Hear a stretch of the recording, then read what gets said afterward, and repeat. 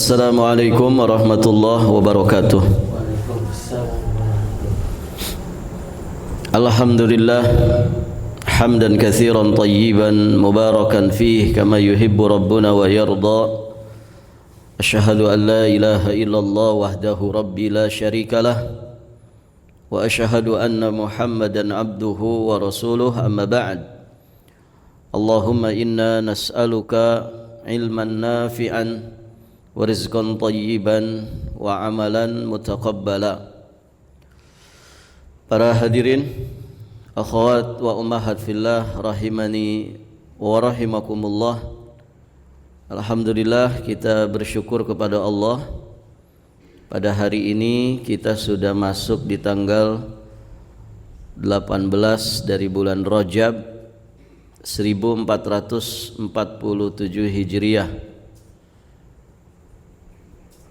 Kita bersyukur dimudahkan Allah Subhanahu wa taala untuk kembali melanjutkan pelajaran kita, masih di pembahasan dan pembacaan kitab Sahabiyat Haular Rasul sallallahu alaihi wa alihi wasallam karya Syekh Mahmud Al-Misri hafizahullahu taala wa ra'ah.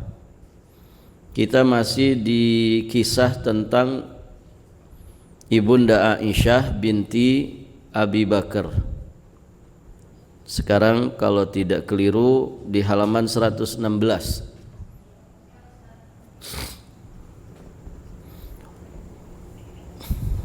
Hadhihi zaujatuki fid dunya wal akhirah.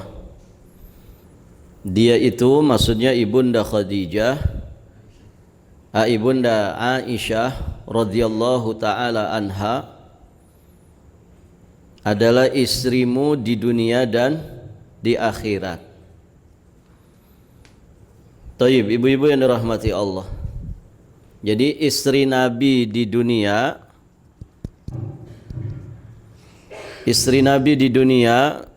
maka juga menjadi istri Nabi di akhirat.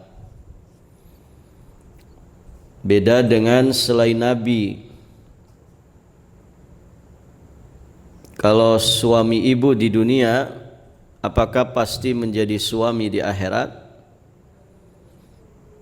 Harapannya begitu. Istri kita di dunia ya juga istri kita di akhirat. Tentu semua berharap seperti itu. Sehidup. Jadi istrinya Nabi di dunia, maka itu pula yang akan menjadi istri Nabi di akhirat, menunjukkan bahwa para istri Nabi juga berada di surga Allah. Karena kalau disebutkan bersama nanti di akhirat bersama Nabi, berarti sama-sama berada di surga. Taib, ibu-ibu yang dirahmati Allah, Nabi SAW menikahi Aisyah berdasarkan wahyu dari langit. Nabi SAW memimpikan Aisyah selama 3 malam. Jibril alaihi salam membawa gambarnya dan berkata kepada beliau, hadhihi zaujatuka fid dunya wal akhirah. Dia itu istrimu di dunia juga sekaligus nanti di akhirat. Maka sungguh ini menjadi sebuah kemuliaan yang begitu besar bagi ibunda kita Aisyah radhiyallahu taala anha. Diriwayatkan dari beliau sendiri radhiyallahu taala anha bahwasanya beliau berkata, Rasulullah sallallahu alaihi wa alihi wasallam bersabda, hadis sahih riwayat muttafaq alaih. Kata Nabi, aku diperlihatkan kepadamu dalam mimpi selama 3 malam. Malaikat Jibril membawa gambaranmu dalam sepotong kain sutra. Ia kemudian berkata kepadaku, ini istrimu. Aku kemudian menyingkap kain dari wajahmu. Rupanya itu adalah kamu. Lalu aku berkata, Jika ini ketentuan dari Allah, pasti dia akan tunaikan. In yaku hadza min indillah yumdihi. Jika ini ketentuan, ketetapan dari Allah, pasti ia tunaikan. Maksudnya pasti beneran Ibunda Aisyah itu akan menjadi istri Nabi di dunia sekaligus juga di akhirat. Barakallahu fikum. Diriwayatkan dari Ibnu Abi Mulaikah dari Aisyah radhiyallahu taala anha bahwa Jibril datang membawa gambarannya dalam kain sutra hijau kepada Nabi sallallahu alaihi wasallam. Lalu ia berkata, hadhihi zaujatuka fid dunya wal akhirah. Dia itu istrimu di dunia dan di akhirat. Nah, ini diantara keistimewaan dari Ibunda Aisyah. Beliau hadir di mimpinya Nabi dan akan menjadi istri beliau di dunia sekaligus di akhirat. Menunjukkan bahwa Ibunda Aisyah itu adalah ahli surga. Baik, ibu-ibu yang dirahmati Allah, ada yang bareng nanti di akhirat. Cuman kan bareng di akhirat itu bisa bareng di surga, bisa bareng di neraka. Siapa yang suami istri bareng di neraka, Ibu? Siapa, Bu? Abu Lahab wa imra'atuhu hammalatal hatab fi jidha hablum mim masad. Abu Lahabnya di neraka, demikian pula istrinya yang suka membawa kayu bakar. Itu nanti dua-duanya di neraka. Mereka ini harmonis di dunia, tidak selisih paham, tidak beda pendapat. Dua-duanya kompak, dua-duanya harmonis. Tapi di dalam keburukan, di dalam memerangi Islam dan kaum muslimin, di dalam membenci, memusuhi Rasulullah dan juga para sahabatnya. Maka kedua-duanya bersama di akhirat, tapi kebersamaannya di dalam siksa neraka. Nah, kita sebagai muslim, mukmin, maka berusahalah untuk tetap bersama dengan pasangan kita, tapi bersamanya itu di surga, sehidup sesurga. Begitu ya. Jadi kita hidup bersama di dunia, nanti mati mungkin tidak bareng, begitu ya. Biasanya siapa duluan, Bu? Antara suami dan istri biasanya siapa duluan mati? Mudah-mudahan suami saya dulu, Ustadz. Barakallahu fikum. Nggak ada yang tahu ya. Tapi biasanya suami dulu. Rata-rata suami itu lebih tua dari istrinya. Dan ya suami itu kalau mati duluan ya pantas, Ibu ya. Dia bebannya begitu berat gitu ya. Tapi itu rahasia dari Allah, tidak ada yang tahu. Ada juga yang bareng-bareng, ada matinya bareng-bareng. Tidak ada masalah siapapun duluan ataukah mau barengan. Barakallahu fikum. Selama itu ketetapan dari Allah dan matinya mati husnul khatimah, tentu insya Allah itu menjadi tanda kebaikan kita di akhirat nanti. Semoga di dunia hidup bersama, nanti di akhirat juga sesurga. Taib. Ibu-ibu yang dirahmati Allah, Qissatu Azwaj al-Mubarak. Di sini dikisahkan tentang pernikahan yang penuh dengan keberkahan. Ini kisah menikahnya Ibunda Khadijah, dinikahi oleh Rasulullah Muhammad sallallahu alaihi wasallam. Ibunda Aisyah. Khadijah terus ini. Ibunda Aisyah, Ibu ya. Kisah pernikahan Ibunda Aisyah yang penuh dengan berkah. Diriwayatkan dari Aisyah radhiyallahu taala anha. Beliau berkata, setelah Khadijah radhiyallahu taala anha meninggal dunia, Khawlah binti Hakim, istri Utsman bin Mad'un, datang kepada Rasulullah sallallahu alaihi wasallam, dan ini terjadi di Mekah. Ia berkata, "Ya Rasulullah, apakah engkau tidak menikah lagi?" Jadi Khawlah binti Hakim bertanya kepada Nabi, "Apakah engkau tidak mau nikah lagi?" Maka kemudian barakallahu fikum, Nabi balik bertanya, "Dengan siapa?" Maka Khawlah binti Hakim menyampaikan, "Jika engkau mau, yang perawan ada. Kalau engkau mau, yang janda juga ada," kata Khawlah. Nabi lagi bertanya, "Yang perawan siapa dan yang janda siapa?" Kemudian Khawlah menjawab, "Yang perawan adalah putri orang yang paling engkau cintai." Maksudnya putrinya Abu Bakar As-Siddiq, yakni Aisyah binti Abi Bakar. Sedangkan yang janda adalah Saudah binti Zam'ah. Saudah binti Zam'ah sudah dibahas ya. "Ia beriman kepadamu dan mengikutimu," kata Khawlah. "Maka sampaikan keinginanku kepada keduanya." Akhirnya Nabi pengen dua-duanya. Pengen dengan Saudah binti Zam'ah, juga pengen dengan Aisyah binti Abi Bakar. Khawlah kemudian menuturkan, "Aku kemudian menemui Ummu Rauman, ibu dari Aisyah radhiyallahu taala anha. Lalu aku berkata, 'Ya Ummu Rauman, kebaikan dan keberkahan apa kiranya yang Allah masukkan ke tengah-tengah keluarga kalian ini?' Rasulullah sallallahu alaihi wasallam menyuruhku supaya melamarkan Aisyah untuk beliau. Aku menyetujuinya, tapi tunggu sebentar," kata ibunya dari ibunda Aisyah. Masya Allah ya, jelas tidak akan ditolak ibu ya.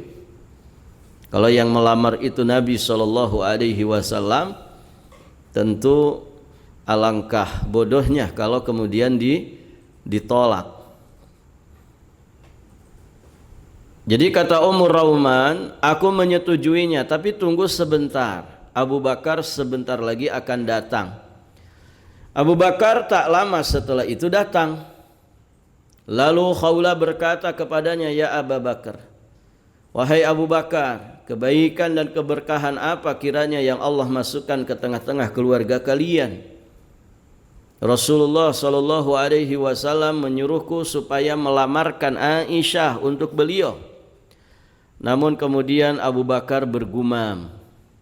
Ya maklum, seorang bapak kan yang nanti akan jadi wali.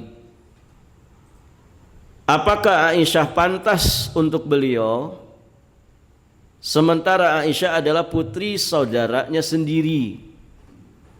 Setelah itu Khawlah kembali dan menyampaikan perkataan Abu Bakar kepada Rasulullah sallallahu alaihi wasallam.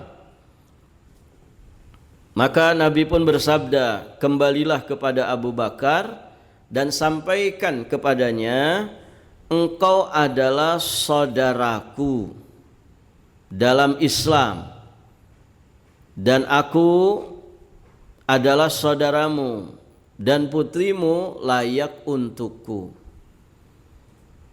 Wabnataka tasluhuli, putrimu itu layak untukku." Karena barakallahu fikum tadi ya, ibunda Aisyah itu dinikahi berdasarkan wahyu dari Allah Subhanahu wa taala. Pernah dibawakan gambarannya oleh malaikat Jibril alaihi salam. Akhirnya Khawlah pun menemui Abu Bakar. Abu Bakar kemudian berkata, "Panggilkan Rasulullah kemari." Rasulullah sallallahu alaihi wasallam datang lalu menikahkan beliau denganku. Saat itu usiaku 6 tahun. Berapa Bu usianya? 6 tahun. Ya, 6 orang Arab ya. Mungkin postur tubuhnya mirip anak SMP ya di kita ini. Barakallahu fikum. Dan memang kan kisahnya Ibunda Aisyah tidak langsung digauli. Ya, beliau digauli setelah di Madinah sana saat usianya sekitar 9 tahunan. Jadi 3 tahun setelah dinikahi. Khawlah itu seorang ibu yang berpengalaman, mengetahui rumah tangga nubuwah, ya, memerlukan seseorang untuk mengisi kekosongan dan cinta kasih. Berdasarkan kematangan, pandangan jauh ke depan dan iman yang mendalam, Khawlah mengetahui kondisi-kondisi kejiwaan, kondisi sosial dan krisis yang menimpa sang pengemban risalah. Jadi Khawlah ya sebagai sosok wanita yang memahami keadaan Rasulullah Muhammad sallallahu alaihi wa alihi wasallam. Maka beliau menawarkan sesuatu yang memang Nabi berhajat kepadanya. Rasulullah sallallahu alaihi wasallam setelah mempelajari dan berfikir, Khawlah akhirnya menawarkan Rasulullah sallallahu alaihi wasallam untuk menikah. Barakallahu fikum. Dengan penawaran ini, sepertinya Khawlah mengincar seseorang untuk mengurus rumah tangga Nabawi melalui sosok Saudah binti Zam'ah dan membenahi luka hati beliau, untuk membenahi luka hati beliau melalui sosok Ibunda Aisyah. Jadi Masya Allah. Nah itu yang dipahami, yang dicermati oleh Khawlah. Barakallahu fikum. Maka dua sosok ini dua sosok yang dibutuhkan oleh Nabi. Saudah binti Zam'ah untuk urusan ya di mengurus rumah tangganya. Ya adapun barakallahu fikum ya Aisyah radhiyallahu taala anha untuk membenahi luka hati beliau. Ya tentu kan tidak mudah beliau kehilangan Ibunda Khadijah. Maka harus ada sosok yang kemudian bisa menggantikan, mengobati, membenahi luka hati beliau akibat kehilangan tersebut. Juga ya hikmah lainnya untuk memperkuat hubungan Nabi dengan Abu Bakar As-Siddiq radhiyallahu taala anhu dengan ikatan pernikahan. Ya, tadinya sekedar sahabat, ya sekarang barakallahu fikum menjadi menantu, menjadi mertua, kan begitu. Tentu akan lebih mendalam lagi ikatan hubungan di antara keduanya. Imam Az-Zahabi rahimahullahu taala beliau berkata, Nabi sallallahu alaihi wasallam menikahi Saudah setelah Khadijah meninggal dunia. Secara bersamaan beliau menikahi Saudah dan Aisyah. Beliau menggauli Saudah dan hidup berdua selama 3 tahun lamanya. Setelah itu barulah Nabi menggauli Aisyah persis di bulan Syawal selepas perang Badar. Berarti setelah Nabi hijrah ke Madinah. Dan beliau tidak menikahi perawan selain Aisyah. Berarti istri-istri Nabi yang lain itu rata-rata janda. Yang dinikahi dalam keadaan perawan ya hanyalah Ibunda Aisyah radhiyallahu taala anha. Kemudian ibu-ibu yang dirahmati Allah, di pembahasan berikutnya bersegera kembali kepada Allah. Seperti itulah kata penulis hafizahullahu taala, wahyu itu datang membawa gambar Aisyah kepada Rasulullah sallallahu alaihi wasallam dan memberitahukan kepada beliau bahwa Aisyah adalah istri beliau di dunia dan di akhirat. Meski masih belia, Aisyah tetap mendambakan saat-saat abadi memasuki rumah tangga Rasulullah sallallahu alaihi wasallam, menjadi istri pemimpin, ya sayyidul awwalina wal akhirin, pemimpin orang-orang terdahulu dan kemudian, juga menjadi ummul mukminin setiap saat. Pada fase sulit itu, eskalasi gangguan kaum musyrikin terhadap para sahabat Rasulullah itu semakin meningkat, hingga beliau mengisyaratkan mereka untuk berhijrah ke Madinah, tempat kaum Ansar yang telah menempati negeri Madinah dan beriman sebelum kaum Muhajirin datang. Tidak lama setelah itu Allah mengizinkan Rasulullah sallallahu alaihi wasallam pun untuk berhijrah ke Madinah, ya guna mendirikan daulah Islam di tanah yang diberkahi itu. Barakallahu fikum. Jadi Bunda Aisyah dinikahinya di mana? Di Mekah. Ya, barakallahu fikum. Tapi nanti baru digauli setelah perang Badar, yakni saat Nabi sudah berada di Madinah. Maka berikutnya dikisahkan tentang hijrah yang penuh dengan berkah. Saat putusan Lalim untuk membunuh Nabi sallallahu alaihi wasallam diambil, Jibril turun menyampaikan wahyu Rabb kepada beliau. Jibril memberitahukan perihal konspirasi kaum Quraisy, di mana Allah telah mengizinkan beliau untuk berhijrah dan menentukan lokasi hijrah. Jibril berkata, malam ini jangan kau tidur di atas kasur yang biasa engkau tiduri. Barakallahu fikum. Taib, ibu-ibu yang dirahmati Allah. Nah, disinilah kisah tentang hijrahnya Nabi. Ya, karena barakallahu fikum, ya sebelum itu sebetulnya sudah beberapa para sahabat mendatangi kota Madinah. Jadi secara bertahap. Baru kemudian Nabi menyusul, ya bersama Abu Bakar As-Siddiq.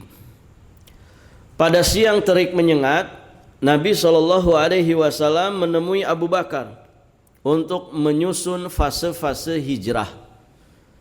Aisyah menuturkan, saat kami sedang duduk di rumah Abu Bakar, tepatnya di siang hari yang sangat terik, menyengat, seseorang berkata kepada Abu Bakar, Rasulullah datang dengan menutupi kepala pada saat yang tidak biasa beliau mendatangi kami.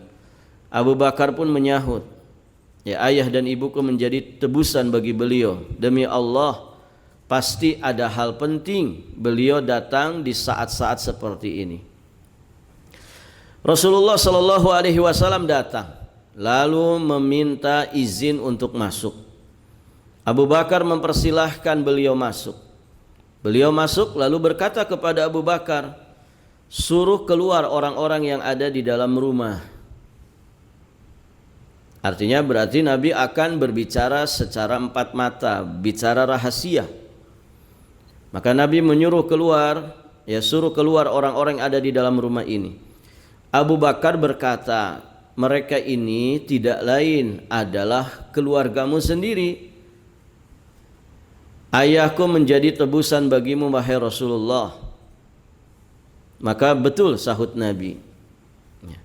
Setelah menyusun rencana hijrah, Rasulullah pun pulang sembari menantikan malam tiba. Tadi ya dari malaikat Jibril sudah menyampaikan malam ini jangan tidur di tempat tidurmu. Ya karena ada konspirasi dari orang-orang Quraisy di mana mereka mengumpulkan pemuda-pemuda tangguh, tangkas yang ahli di dalam memainkan senjata dari masing-masing kabilah yang ada, sekitar 10 orang pemuda yang siap ngeroyok Nabi. Begitu ya. Dengan harapan nanti kalau Nabi terbunuh, itu terbunuhnya oleh banyak tangan, begitu ya. Sehingga barakallahu fikum akan meringankan tuntutan. Begitu inti daripada konspirasi orang-orang musyrik Quraisy ini. Taib, ibu-ibu yang dirahmati Allah. Dan dari sini ketika Nabi datang kepada Abu Bakar As-Siddiq, kemudian mendiskusikan fase-fase yang harus ditempuh untuk kita hijrah ke Madinah, ini menunjukkan bahwa barakallahu fikum, ya, segala sesuatu itu dengan persiapan, segala sesuatu itu dengan perencanaan, segala sesuatu itu dengan proses, tidak ujug-ujug. Pada dasarnya Allah itu maha kuasa menjadikan Nabi melenggang begitu saja berangkat ke kota Madinah tanpa hambatan sedikit pun. Kan bagi Allah itu mudah saja. Ayo Muhammad dan Abu Bakar silahkan jalan saja, kami akan lindungi kalian berdua. Kan tidak begitu. Tapi betul-betul direncanakan, dipertimbangkan, diatur, ya. Diatur kemudian prosesnya.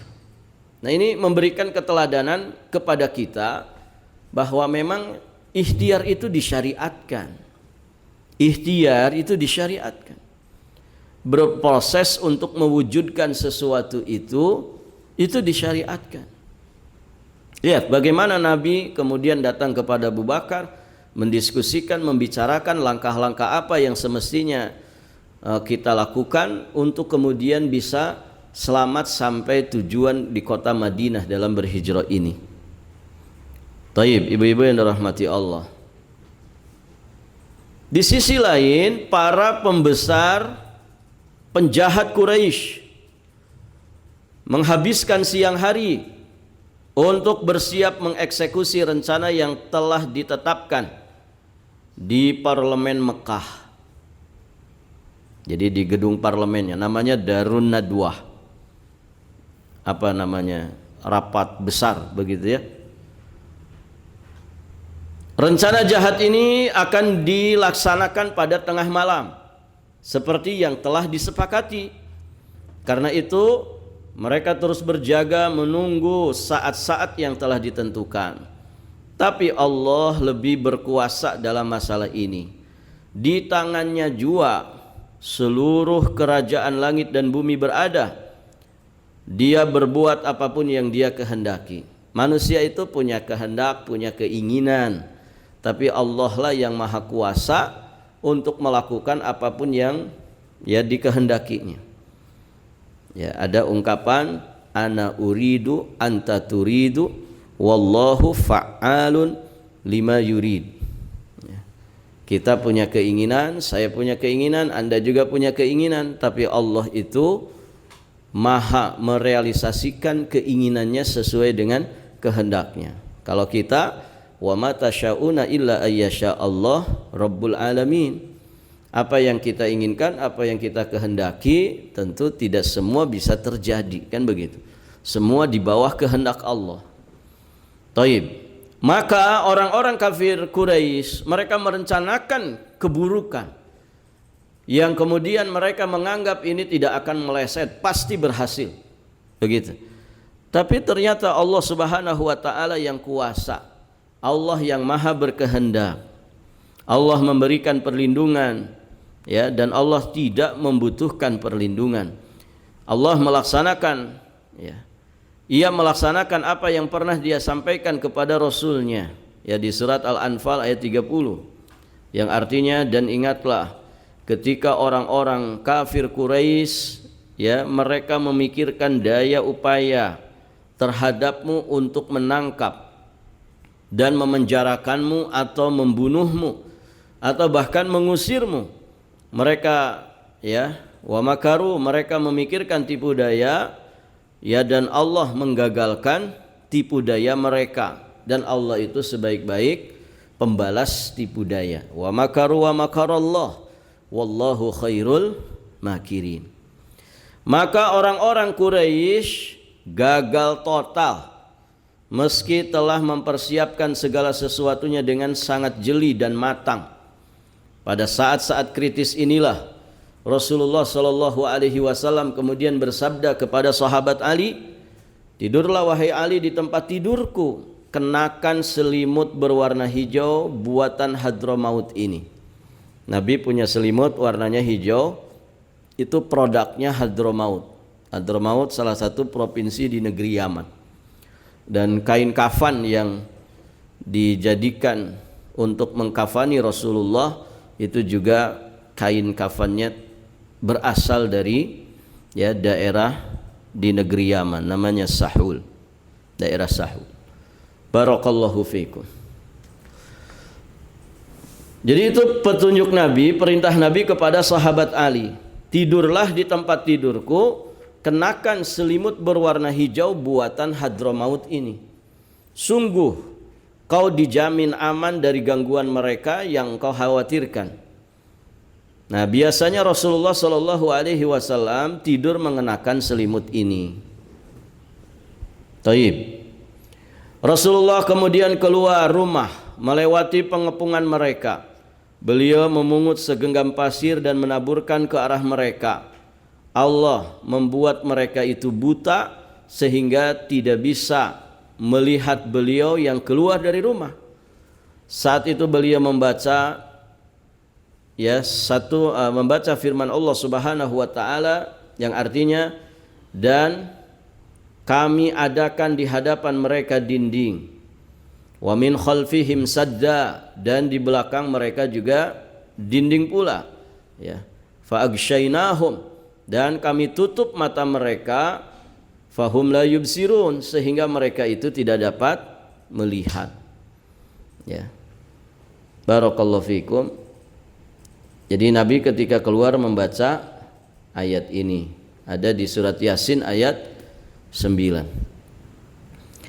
Kalau kita praktekkan bisa enggak Ibu? Nggak bisa ya, kita bukan Nabi, bukan Rasul. Taib. Semua orang Quraisy yang mengepung, di kepala mereka terkena taburan tanah. Rasulullah Shallallahu Alaihi Wasallam pun keluar menuju kediaman Abu Bakar. Kemudian keduanya meninggalkan rumah pada malam hari hingga tiba di satu goa, namanya Goa Tsur, yang terletak di arah negeri Yaman. Berarti beliau mengambil jalur yang tidak biasa dilalui atau dilewati oleh orang-orang Mekah ketika mau ke Yathrib, ketika mau ke Madinah. Madinah itu sebelah mana Bu? Arah mana dari kota Mekah? Arah mana? Sudah pada ke sana kan Ibu? Madinah itu letaknya di arah sebelah mana dari Mekah? Utara atau selatan? Timur atau barat? Utara. Sebelah utara kan? Betul Ibu? Betul. Yang tidak pernah ke sana saja bisa tahu, lihat saja petanya Google Map, gitu ya. Madinah itu ada di sebelah utara. Jadi orang Mekah kalau mau ke Madinah, ya berarti ngarahnya ke sebelah mana? Ke sebelah utara, menuju ke sebelah utara.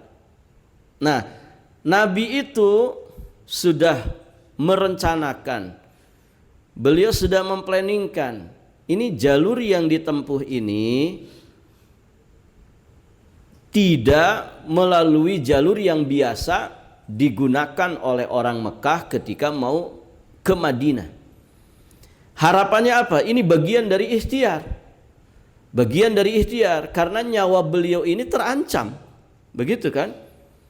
Ketika nanti mereka tahu Nabi itu sudah tidak ada, ternyata yang di selimut hijau itu adalah Ali bin Abi Thalib, maka pasti mereka akan ngejar.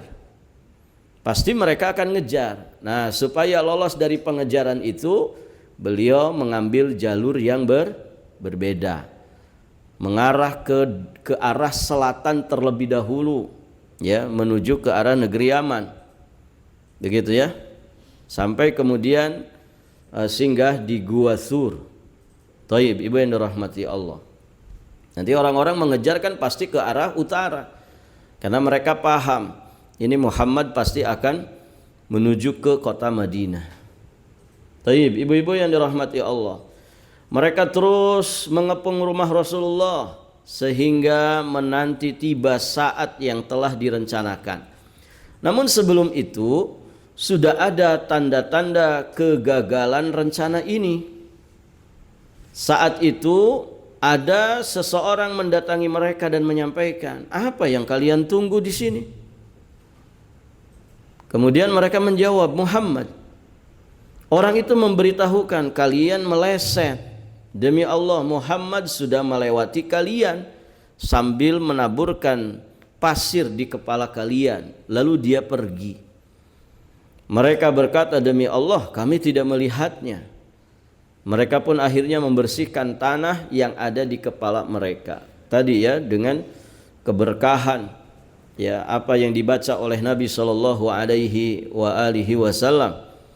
Ya. Taib, ibu-ibu yang dirahmati Allah. Mereka akhirnya mengintip dari celah pintu rumah dan menangkap seseorang yang sedang tidur itu. Mereka berkata, "Demi Allah, itu Muhammad yang tengah tidur menggunakan selimut seperti biasanya." Namun hingga subuh tiba mereka tidak berbuat apapun. Ali pun akhirnya bangun dari tempat tidur dan langsung dikepung. Mereka menanyakan keberadaan Rasulullah, maka Ali kemudian menjawab, "Aku tidak tahu." Ali tentu sudah dijamin keamanannya oleh Nabi tadi, dan orang-orang Quraisy juga tidak akan berani ngapa-ngapain Ali. Kenapa? Karena yang jadi sasaran adalah Muhammad, begitu kan? Bukan Ali. Ditambah lagi Ali itu barakallahu fikum, ya beliau adalah putra dari Abu Talib. Abu Talib ya pembesar Quraisy, pengganti Abdul Muttalib, begitu ya.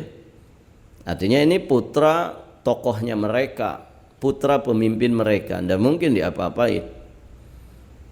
Taib. Kita beralih lagi kepada Nabi Muhammad dan juga Abu Bakar As-Siddiq radhiyallahu taala anhu. Jadi keduanya bersembunyi di dalam goa selama 3 malam. Goa apa tadi namanya? Goa Sur, yaitu malam Jumat, kemudian Sabtu dan Ahad. Abdullah bin Abi Bakar suatu ketika pernah menginap bersama keduanya. Dari dalam 3 waktu atau 3 hari di Goa Sur itu, putranya Abu Bakar yang bernama Abdullah pernah membersamainya, nginap di situ. Aisyah menuturkan, Abdullah itu adalah seorang pemuda yang cerdas, seorang pemuda yang pandai. Barakallahu fikum. Ia kemudian meninggalkan keduanya pada akhir malam. Selanjutnya menyusup ke tengah-tengah kaum Quraisy Mekah hingga seakan-akan seperti orang yang tidak pernah pergi kemana-mana. Ya zaman itu ya barakallahu fikum tidak seperti zaman sekarang ya. Belum ada alat-alat teknologi canggih mendeteksi orang, kan begitu. Barakallahu fikum. Juga belum banyak penerangan di mana-mana seperti sekarang, gitu ya. Tidak ada GPS, tidak ada apa-apa. Taib. Abdullah kemudian terus-menerus memberikan semua informasi yang diperlukan oleh Rasulullah Sallallahu Alaihi Wasallam dan Abu Bakar. Jadi Abdullah ini sebagai informannya untuk mendeteksi, mengetahui apa sebetulnya yang sedang terjadi di Mekah. Nanti dilaporkan di malam hari kepada bapaknya, yakni kepada Abu Bakar, dan dilaporkan juga kepada Rasulullah Sallallahu Alaihi Wasallam. Ini semua bagian daripada ikhtiar-ikhtiar yang dilakukan oleh Nabi bersama Abu Bakar, yang memberikan hikmah kepada kita bahwa ikhtiar itu memang disyariatkan. Ya, ikhtiar itu memang disyariatkan. Untuk selanjutnya kita bertawakal kepada Allah atas segala sesuatu yang diikhtiarkan. Demikian. Taib.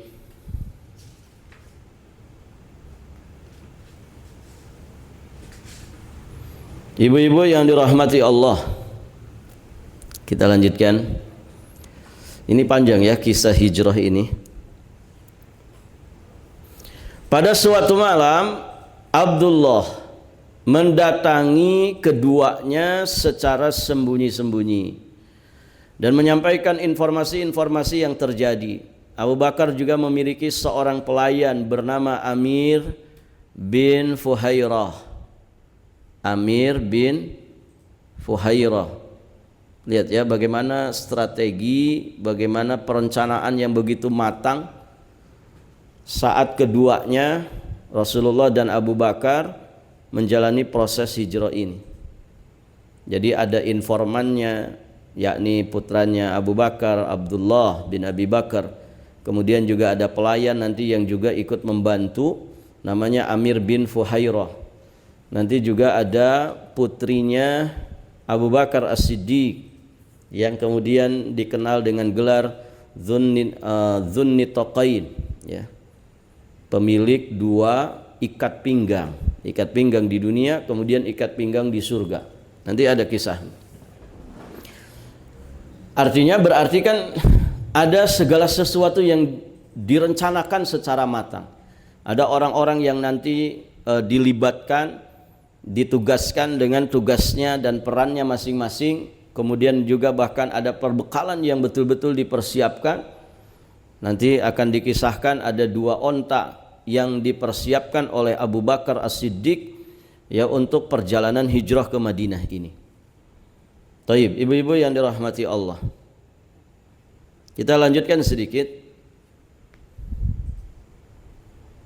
Jadi Abu Bakar juga memiliki seorang pelayan bernama Amir bin Fuhairah yang punya tugas menggembalakan domba-domba miliknya. Pada malam hari ia menggembala di dekat gua sehingga mereka bisa minum air susu kambing. Masya Allah, ini berarti bagian logistik ini, ya kan? Amir bin Fuhairah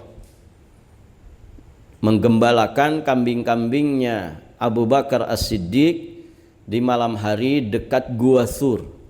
Untuk apa?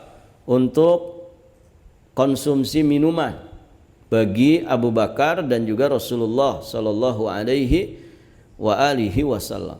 Dan susu kambing itu susu yang paling sehat, begitu ya.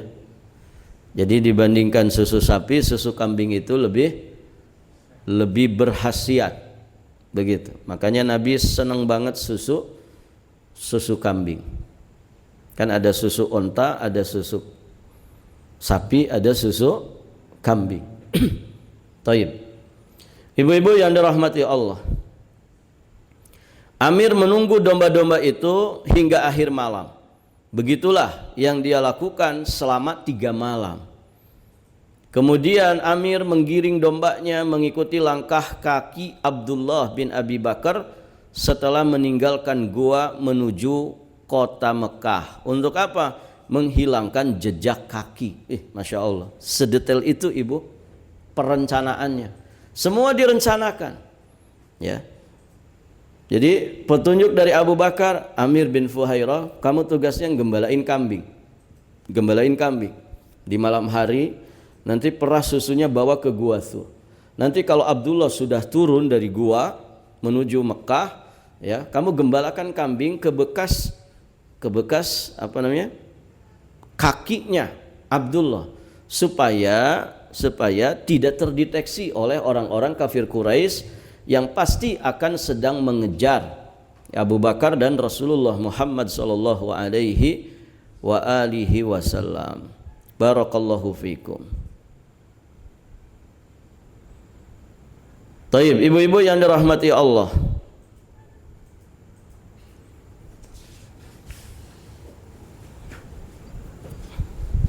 Ini kisahnya masih panjang ibu ya.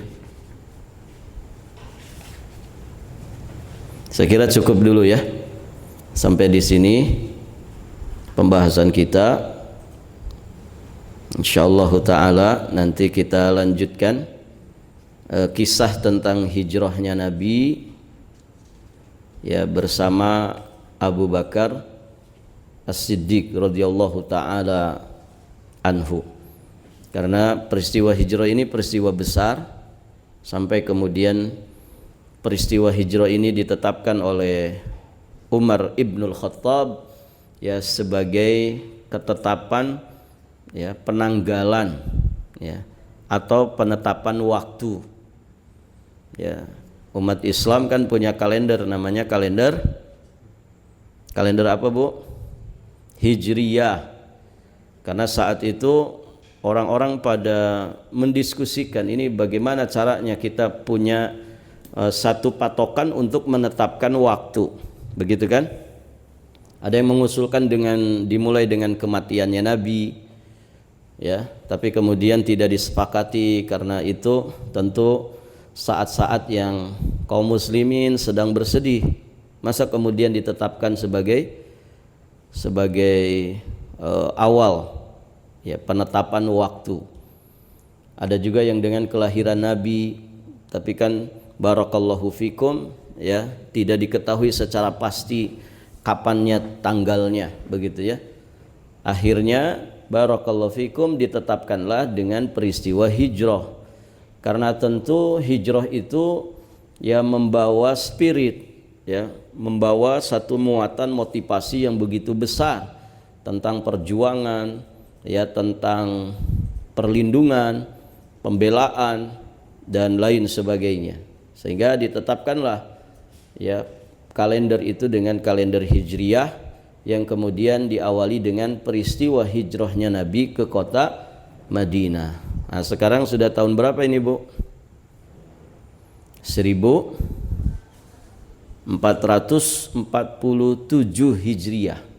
Jadi peristiwa hijrah itu sudah berlangsung 1447 Hijriah tahun yang lalu. Berarti sudah lama banget, gitu ya. Sudah ya 1000 tahun lebih ya. Barakallahu fikum. Namun ya tentu semangat hijrah itu harus selalu ada di dalam diri kita.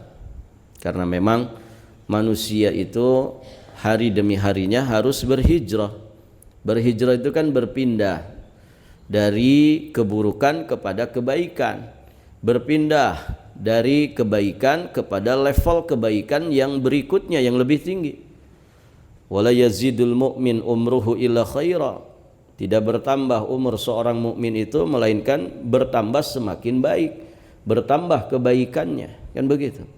Semakin tua semakin mulia, semakin tua semakin baik. Barakallahu fikum. Baik ibu-ibu yang dirahmati Allah,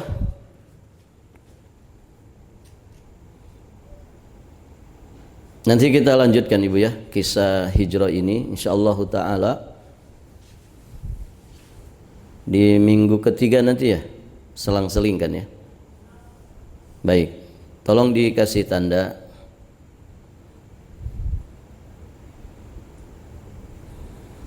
di paragraf halaman tengah-tengah ya, halaman 121.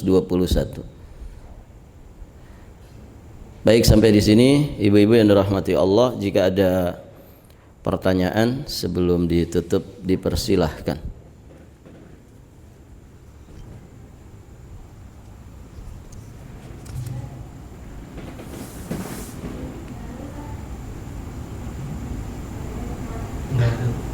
Nggak ada.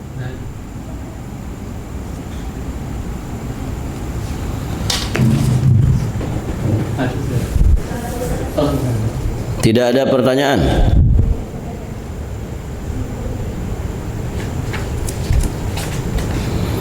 Baik, kalau tidak ada pertanyaan cukup saja Bu ya sampai di sini. Kalau nanti kita lanjutkan juga masih panjang. Ya, ini sebagai pemanasan saja ya. Setelah liburan panjang Bu ya.